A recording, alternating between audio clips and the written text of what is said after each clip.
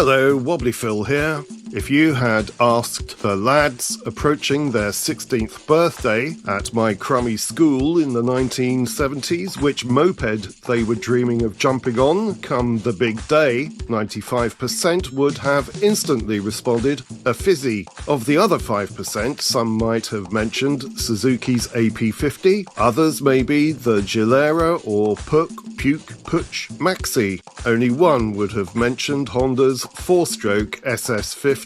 At my school, that one person was the sensible son of a sensible doctor who went on to become a doctor himself and marry, yes, you've guessed it, a sensible doctor. For all I know, their kids are probably sensible doctors too now.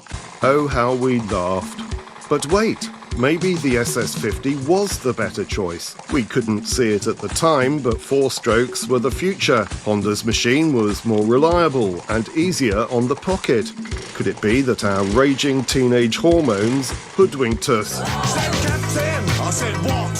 He said, Captain! I said, what?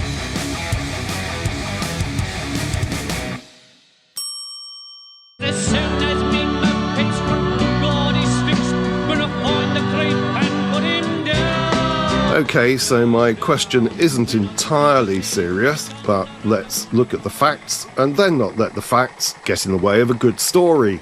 The SS50 was the first two-wheeler I was aware of that gained the rather pejorative epithet, in my schoolyard at least, of the sewing machine. I've heard many bikes described as sewing machines over the years, and most of them have been Hondas. Really, the sound emitted from this device stood no chance of getting the teenage blood pumping, or even limply circulating. In fact, you could listen to this thing and barely register a pulse.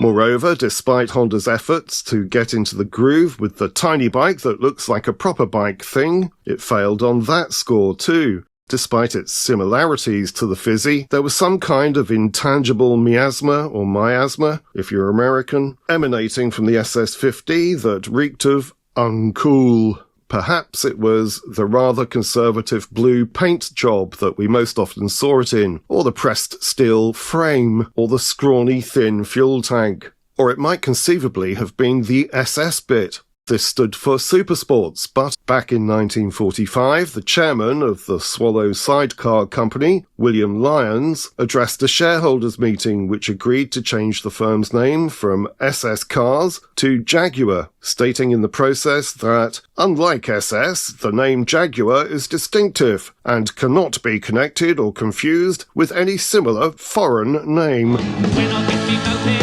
Moped out on the road, I'm gonna ride. Or it could have been because we weren't fooled that easily. This design had been around for a while. 5 years earlier, it had looked like this. And we were just as in tune with trends back then as today's teenagers. That's a brief outline of the negatives then. What about the positives? Well, using my powers of 2020 hindsight, the SS50 definitely had its 4-strokiness going for it. The almost horizontal cylinder brought Kool-Aid to the 49cc overhead valve engine, and later in its run it even gained a 5th gear and a front disc brake. Yes, it was slower than the 2-strokes, you'd be lucky to get 40 miles an hour out of it, but what it lacked in speed it made up for in reliability and running costs. Apparently you could travel 150 miles on a single gallon of 4-star. At 1970s prices, that's around a halfpenny a mile. Not that fuel economy was something that exercised the mind of your average 16-year-old in 1975, but now, 50 years later, and with my sensible dad hat on, I feel strangely allured. Also, if I remember rightly, the sticker price was competitive when compared to Yamaha and Suzuki's offerings. Another dad box ticked.